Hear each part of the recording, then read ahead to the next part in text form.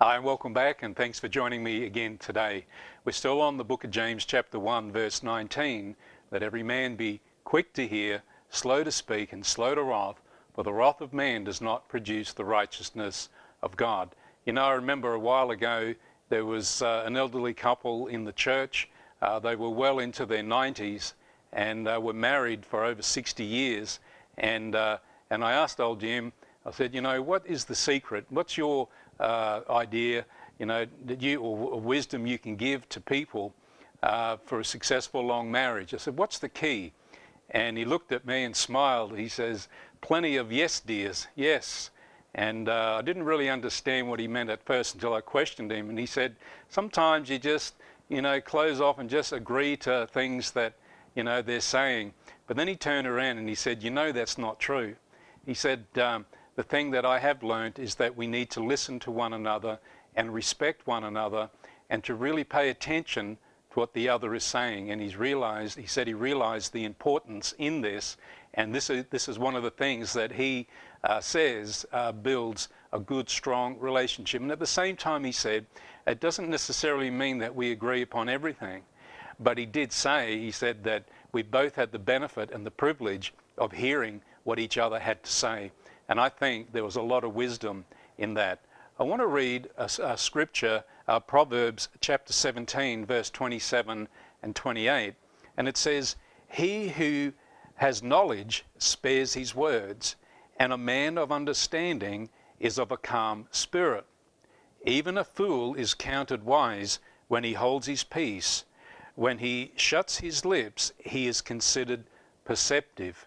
And so, you know, this is a very powerful scripture that I believe is so relevant today, that he who has knowledge spares his words. And so, you know, we were there yesterday speaking about a person who talks a lot. At times, it says that sin's not far away, or there's something not quite right there.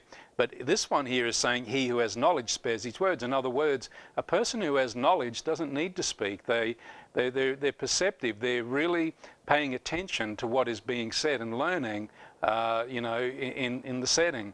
But it says here that they are understanding and is of a calm spirit. And so they're not going to engage in argument or conflict. They know well enough that they don't need to say a great deal, allow the situation to fizzle off, die off, and, you know, at the end of the day, they just walk away.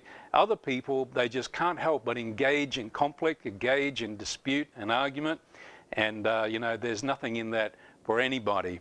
It goes to say that even a fool is counted wise when he holds his peace, for if he shuts his lips, he is considered perceptive.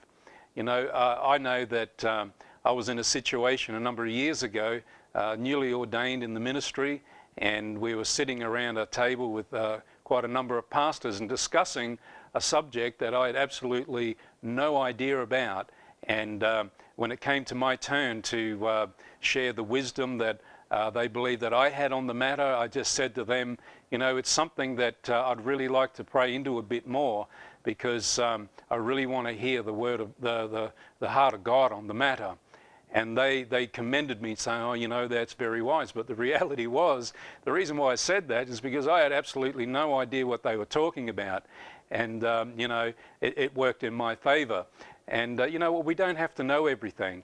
That is the reality. We do not have to know everything. We're always learning if we're listening. And so, you know, the scripture here is saying that even a fool is counted wise when he holds his peace or holds his tongue. And when he shuts his lips, he is considered to be perceptive. And so they considered me at that day to be perceptive. And the only thing that would have blown my cover if I was to open my mouth and remove all doubt for them. But anyway, this, I believe, is really a very strong part of our Christian walk, knowing when to speak, when to hold our tongue. We always remain people, you know, to be listening, to be paying attention to what's being said, and learning and developing this skill to listen to what people have to say, and not being the person that, you know, while people are talking, we're already gauging or working out what we're going to say and just interrupt and cut in. Do you ever have people do that to you? You're in the middle of explaining something and they just keep cutting in and breaking into what you're saying. Well, it goes to show that they are not listening. And usually that will really strain a relationship somewhere at some time in their life. Anyway, join me again tomorrow. We're still going to continue along the lines of we've got 2 ears and 1 mouth, and we need to use them proportionally. Be blessed, and I'll see you then. Bye-bye.